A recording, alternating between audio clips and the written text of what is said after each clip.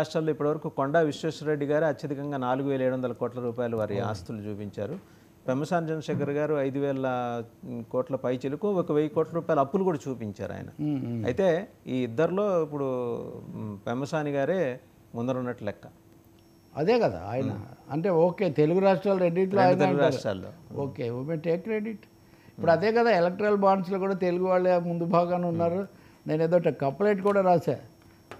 So ఓట్లు వేసే వాళ్ళకేమో పాటలు పైన ఉన్న అభ్యర్థులకేమో నోట్లు అన్నట్టుగా అదో పెద్ద ఇదిగా మారింది వాస్తవంగా.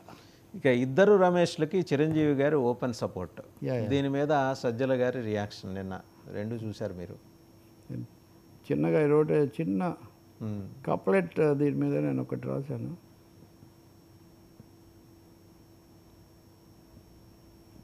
ఒకరినొకరు మించేలా అభ్యర్థుల సంపద, పదవి పరుగు పందెంలో ధనస్వాముల సరదా, ఎన్నికలంటే ఇప్పుడు నోట్ల బావి ఊట, అర్హత ఒకటే కానీ లేనివాళ్లకు టాటా. అర్హత ఒకటే, మీరైనా నేనైనా ఎన్నికల్లో పోటీ చేయడానికి అర్హత కలిగి ఉన్నాం, కానీ మనకు టాటానే. ఎందుకంటే అక్కడ అవకాశం అది నోట్ల ఊట ఉంటే కానీ మీకు కుదరనటువంటి పరిస్థితి. సార్ మీరు అన్నదానికి చిరంజీవి గారు మద్దతు తెలపటం ఓకే. ఆయన కేంద్ర మంత్రిగా చేశారు, పార్టీ అధ్యక్షుడు, వ్యవస్థాపకుడు, తర్వాత చాలా కీలక నిర్ణయాలు తీసుకున్నారు. తప్పొప్పులు ఎవరో అంచనాలు వాళ్ళవి, కానీ ఆయన బహిరంగంగా వీళ్ళిద్దరికీ మద్దతు తెలపటం, అది కూడా వీళ్ళకి మాత్రమే కాకుండా అంతమంది పవన్కు విరాళం ఇచ్చి ఆ తర్వాత ఎన్డీఏ కలవటము, చంద్రబాబు బీజేపీ కలవటం చాలా మంచిది, వీళ్ళ వల్ల అభివృద్ధి చెందుతుంది అంటే ఒక రాజకీయ వైఖరి తీసుకున్నారు ఆయన, పొలిటికల్ స్టాండ్. సో అంటే ఇక ఆయన కాంగ్రెస్తో లేరు అనేది నిర్ధారించుకోవచ్చు. కాంగ్రెస్తో లేను అని దాదాపు అనేక రూపాల్లో నేను రాజకీయాలకు దూరంగా ఉన్నానని ఆయన చెప్తూ వచ్చారు, కానీ బీజేపీతో ఉన్నారు అన్నది ఇక్కడ కొత్తగా వచ్చినటువంటి ఒక ఎస్టాబ్లిష్మెంట్. పవన్ కళ్యాణ్ కూడా బీజేపీతోనే ఉన్నారు. అది అయిన తర్వాత మొన్న సీఎం రమేష్, ఆయనతో నేను కూడా ఒక ఇంటర్వ్యూలో అక్కడ చేశాను, ఆయన ఇంటర్వ్యూలో పాల్గొంటూ రామ్ చరణ్ను అమిత్ షాను కలపడానికి కూడా నేనే చొరవ తీసుకున్నాను అన్న పద్ధతిలో ఆయన చెప్తున్నారు. సో చిరంజీవి గారిని వచ్చి కలిసి ఆశీర్వాదాలు తీసుకొని దీన్ని ఒక చర్చనీయం చేసినటువంటి వ్యక్తి ఆయనే. రామ్ చరణ్ కూడా ఆయనే అంటున్నారు. కాబట్టి ఒక పెద్ద బీజేపీ అమిత్ షా కూడా సినిమా వాళ్ళతో బాగా దగ్గరగా ఉంటాడని ఒక పేరు ఆయన. కారణాలు వ్యక్తిగతం కావచ్చు, సంస్థాగతం కూడా కావచ్చు.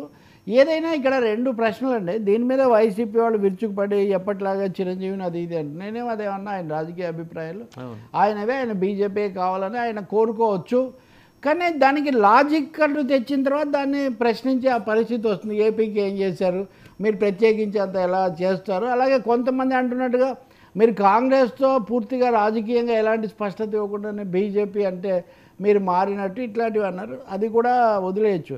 కానీ నా ప్రశ్న ఏంటంటే ఇప్పటి వరకు తామరాకు మీద నీటి బొట్టులాగా అందరికీ పెద్దలాగా ఉంటూ అలా వచ్చిన చిరంజీవి బయట పడి ఇది మంచిది, దీన్ని వస్తే అభివృద్ధి అవుతుంది అని చెప్పడంలో ఉద్దేశం ఏంటి? అలా చెప్పడము ఆయన కావాలని భావించారా? రెండవది తను బయట పడటం అనేది పవన్ కళ్యాణ్ యొక్క భవిష్యత్తుకు, ఆయన గెలవడానికి, అలాగే ఎన్డీఏ నిలదొక్కోవడానికి అవసరము, అగత్యం అని భావించారా? ఏమీ లేకుండా ఇప్పుడు భౌతిక పరిస్థితిలో ఏదో ఒక మార్పు రాకపోతే చాలా జాగ్రత్తగా ఉంటుంది చిరంజీవి. మామూలుగా వివాదాలు వీలైనంత వరకు సైడ్స్ తీసుకోకుండా అందరికీ. కాబట్టి ఇక్కడ పరిస్థితి అంత సులభంగా లేదు, నేను కూడా రంగంలోకి వచ్చి ఇటువైపు ఉన్నాననే మెసేజ్, సంకేతం పంపడం అవసరమని చిరంజీవి భావించి ఉండాలి. తమ్ముడికి 5 కోట్లు ఇస్తే ఓకే. ఇప్పుడు ఉదాహరణకు పవన్ కళ్యాణ్ పెట్టిన అఫిడవిట్లో కూడా వదిన దగ్గర 2 కోట్లు ఎంతో తీసుకున్నట్టుగా ఉంది. కుటుంబాల్లో అవన్నీ మామూలు. కాబట్టి పవన్ కళ్యాణ్కు విరాళం ఇవ్వటము, ఆశీర్వస్తులు ఇవ్వటం వేరు, ఎన్డీఏ తరఫున బాహాటంగా రంగంలోకి రావటం వేరు. ఒకటైతే చిరంజీవి భావించి ఉండాలి, తను ఇప్పటిలాగే. ఇప్పుడు ఉదాహరణకు కృష్ణుడు కూడా మహాభారతంలో ఊరక చూచుచుంటాను కానీ నేను ఆయుధమును ధరించే ఊరక అని చెప్పి యుద్ధం అంతా ఆయనే నడిపించాడు. కాబట్టి ఈయన కూడా ఉండాలనుకుంటే అలా ఉండేవాడు, కానీ అది కుదరదు, నేను రంగంలోకి దిగి మద్దతు ప్రకటించాలి, ఈ వైపు శిబిరం అంతా నా మద్దతు అవసరమని ఆయన భావించి ఉండాలి. That is a more serious political point అనుకుంటున్నాను నేను ఆయన అంటే అసెస్మెంట్. కొంత క్లారిటీ ఇచ్చే ప్రయత్నం ఆయన చేస్తూ వస్తున్నారు. అవును, అంటే ఒక ఫేజ్ 1లో ఈ రకంగా ఫేజ్ 2 ఇంకా ఉంది కదా, 15 రోజులు టైం ఉంది కాబట్టి ఈ లోపల ఇంకా కొంత నువ్వు అగ్రెసివ్. ఎక్కడన్నా సభలో పాల్గొని తమ్ముడిని ఆశీర్వదించినా ఏం ఆశ్చర్యపోనవసరం లేదు. అందులో ఇంకా బాహటంగా ఎన్డీఏ వస్తేనే అభివృద్ధి అన్నారు కాబట్టి. అయితే ఇప్పుడు అన్నందుకే వ్యాఖ్యలు విమర్శలు. ఇప్పుడు మీరు నేను మామూలుగా మాట్లాడినంత వరకు ఒక విధంగా ఉంటుంది. ఇప్పుడు చాలామంది మన చర్చలకు వచ్చేవాళ్ళు వాళ్ళలో 90% ఇప్పుడు చాలామంది అధికార పార్టీలకు అధికార ప్రతినిధులు అయిపోయారు. నాకు నిజంగా రాజకీయ అభిప్రాయాలు ఉన్నా నేను వీలైనంత వరకు మాట్లాడినవి జనరల్గా అందరూ మాట్లాడదగినవే నేను మాట్లాడుతూ ఉంటాను. కానీ ఇక్కడ చిరంజీవి కూడా ఇప్పటివరకు అలాంటి పొజిషన్ మెయింటైన్ చేశారు. ఇప్పుడు ఆయన టోటల్గా ఎన్డీఏ పక్షం తీసుకున్నారు. మరి ఇప్పుడు ఆయన ఒకసారి తీసుకున్న తర్వాత ఆయన సభకు వెళ్ళినా వెళ్ళకపోయినా అటే లెక్కేస్తారు.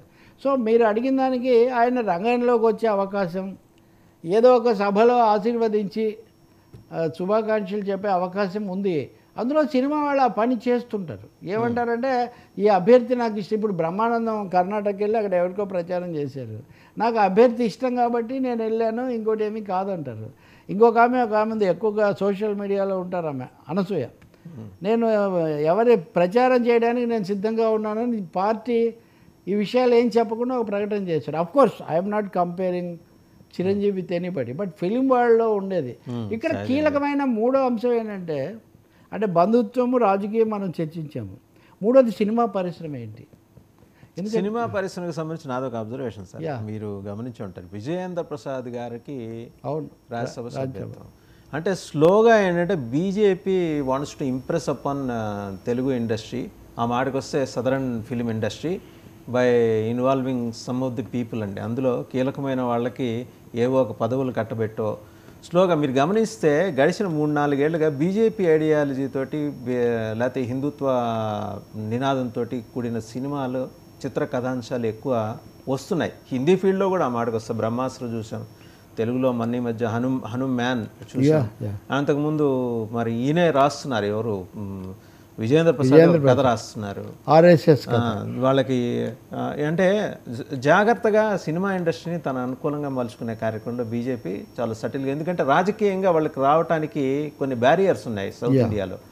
దాన్ని సినిమా పరంగా, సాంస్కృతిక పరంగా కొట్టడానికి బీజేపీ ఎత్తుగడ వేస్తుంది అనేది జస్ట్ అంటే నా observation, maybe right are wrong. ఈ విషయంలో Vasudevan observation carries more significance because cultural nationalism అనేది బీజేపీకి ఒక పెద్ద స్లోగన్. వాళ్ళు అది అనేక చోట్ల ఈ పేరుతో రావటము, వాళ్ళు నెమ్మదిగా పెరగటము, అది మనం గమనిస్తాం. మీరు చెప్పిన సినిమాల విషయానికి వస్తే సౌత్ ఇండియాలో కేరళలో సురేష్ గోపి, తమిళనాడులో రజనీకాంత్ చాలా రోజులు వాళ్ళ చుట్టూ తిప్పుకొని ఆశపెట్టి ఇప్పటికి కూడా ఆయన వ్యతిరేకంగా అయితే ఏమీ లేరు.